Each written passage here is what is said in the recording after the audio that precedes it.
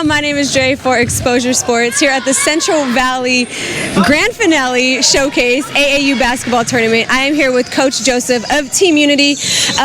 Coach, tell me where you're from, first of all, because I didn't get a chance to talk to you earlier.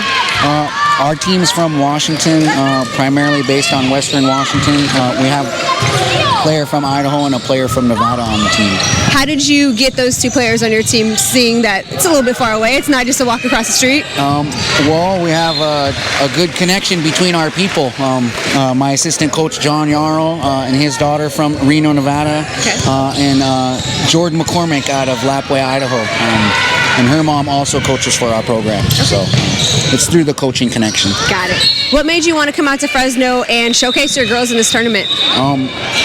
Given the fact that our girls are less than 1% of the United States population, I feel like it's very important to find a better focus of avenue to get them college scholarships, given we're not getting them at a high rate at this point in time. So me and my assistant John did the diligent work to get the girls out in the real world to play against some of the best competition. You mentioned a 1% population. Your girls, it's a very small percentage.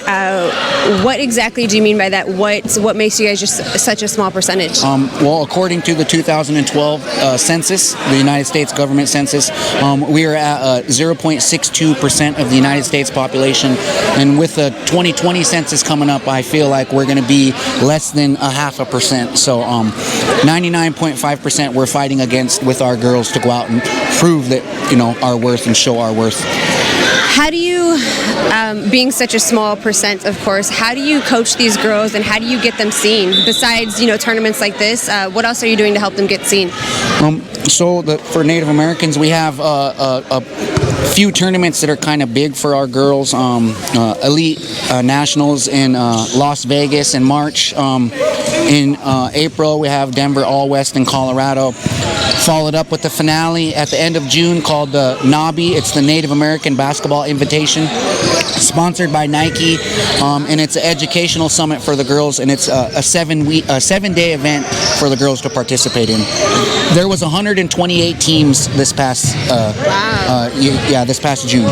I've spoken to Demetrius about the Native American tournaments that you put on, and he said that you put them on strictly for Native American teams. I think I know the answer as to why, but for everyone who might not understand that or know why is that? Do you put on tournaments just for Native Americans? Well, I feel like it's kind of like a gathering, as an outsider would see us like at a powwow. We've kind of embraced basketball like a part of our culture. So a lot of our youth, a lot of our teens, and a lot of our adults still participate throughout their life in basketball tournaments to kind of keep this living basketball alive for all the kids.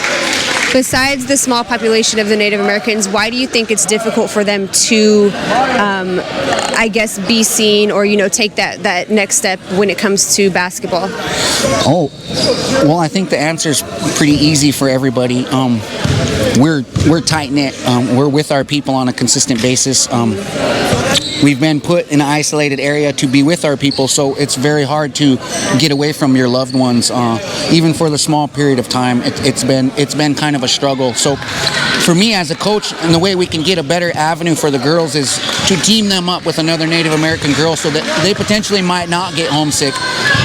So there's kind of a plan, and I kind of have a idea of how we can get more girls less homesick, because that's what it comes down to, is them being homesick. All right, let's talk a couple more questions about the actual games. How do you think your girls did today? What do you think they learned from this experience? Our girls learned a lot. We're playing some of the top talent in California. We haven't necessarily came out into that broad range yet, but our girls only played 3 games together, and we played 2 top caliber teams so far, losing by 2 points in one of them, and we lost by 9 or 10 in the last one. But I feel like we're there competing. I'm kind of running my bench all the way to the 11th spot. And normally coaches, they don't run to the 11th spot. So I'm giving all the girls equal opportunity at exposure, so that way I can facilitate the feelings of all parents and players, because it's very hard to do. All right. Thanks, Coach. Thank you.